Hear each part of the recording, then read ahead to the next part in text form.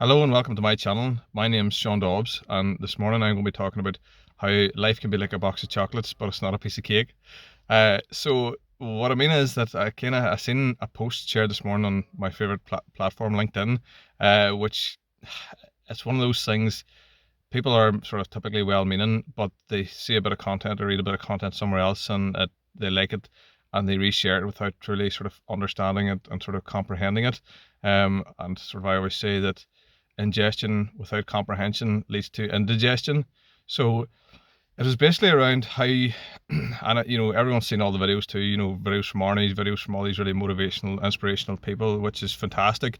Around how you've so many hours in a day and you spend X amount of hours sleeping and this amount of hours working and this amount of hours eating, and basically segmenting up the day, slicing up the day like a piece of cake, effectively. And that still leaves you so many minutes or so many hours, typically not too many hours, but it leaves you a little bit of time every day, and then they compound that time over a year and over 10 years and everything else. And it's brilliant. Like, I get the message and I get the positivity, and it's fantastic. I'm a big fan of that, but also I don't like I don't like the deferring of effort or the deferring of focus. So what I mean by that is, you know, some people buy lottery tickets, some people don't. Those who buy the lottery tickets, which I used to, you go in, you buy a lottery ticket, you're already a millionaire. When you bought the lottery ticket, you basically give up other efforts because you're going to win it anyway, and you're already dreaming all the things you're going to buy. And not only that, but you're asking other people, what are they going to buy, or what do you want me to buy you whenever I get these millions. So while it's a nice escapism and a nice wee fantasy and everything else, the reality is that you give up on everything else, because for that short brief period of time you've already made it. You've give up on the hard way, and you're going with the easy way, and you're fulfilling yourself a wee fantasy. So, but that's kind of actually more damaging than it is useful, because it takes away your focus and takes away your drive and takes away your energy. And also then whenever you don't win, surprise surprise, you're a bit depressed, and you're back then to the hard route again, and it's a hard slog, and you're having to get going again from momentum and stuck in the mud. So it's actually more damaging than it is useful, and that same applies for you know poor comprehension of the key message in those videos and those things. So I suppose what I'm really getting at is that slicing up a day is fine theoretically, but you have limited mental capacity, and by the time you reach the end of a day, you know if you have an anyway sort of mentally taxing job, you don't have any brain capacity. You may have time left, but you don't have any brain capacity left. And if you do, you're definitely not at your best or your most productive, and you're going to struggle to create anything of meaning. And also, a half an hour a day or 45 minutes a day sounds like a reasonable amount of time when you stack it up over a year. But it's kind of like, you're home late from work and you're really tired and you've 10 million things to do, and you're up early in the morning for, for whatever, for something else. And you jump into bed and you're thinking, right, okay, ready, steady, sleep. That's not how it works. You sit there, lie awake for hours. So to sit down for a half an hour or 45 minutes, if that's the only window of time you have, and you're trying to force creativity or force thinking or force developing a solution or whatever it is you're working on, or force developing your business, yes, you can do it, and yes, you'll work, but it'll be ugly, firefighting, plugging through, just trudging through, get it done work. It's not going to be creative, game changing, forward thinking, I'm going to make this happen work. And I've done it, and so I understand, but I understand sometimes it is required, but it's not the only way, I suppose. For me, there's a much better, much more efficient way.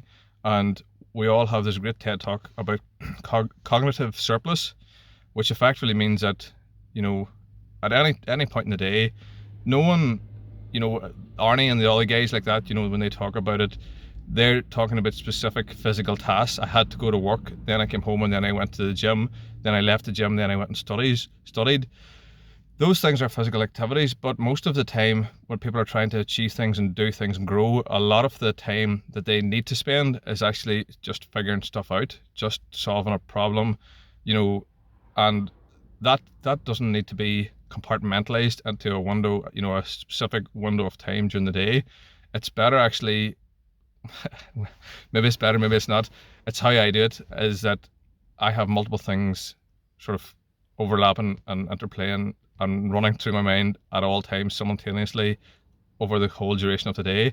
So that doesn't mean I don't focus on work, but our brains aren't designed, and as far as I'm aware, can't function focusing on only one thing for sustained periods of time. We have to refresh our brain and to give it a break.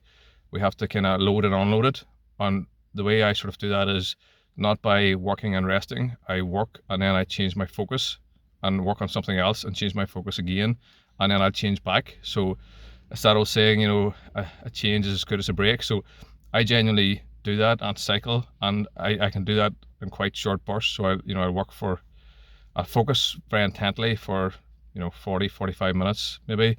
I then take 5 minutes and think about something else I'm working on or something else I'm doing, and do a bit of processing on it, and maybe even a quick search or two, and then I'll flick back to the task at hand and cycle back and forward like that. And even depending on how mentally taxing the task you're doing is, if it's more getting through, if it's writing an email, if it's or if it's more what would I say, if it's more a physical task or more connecting the dots kind of task as opposed to brain power, a lot of time you can do that task while thinking of other things, while processing other ideas, or solving other problems.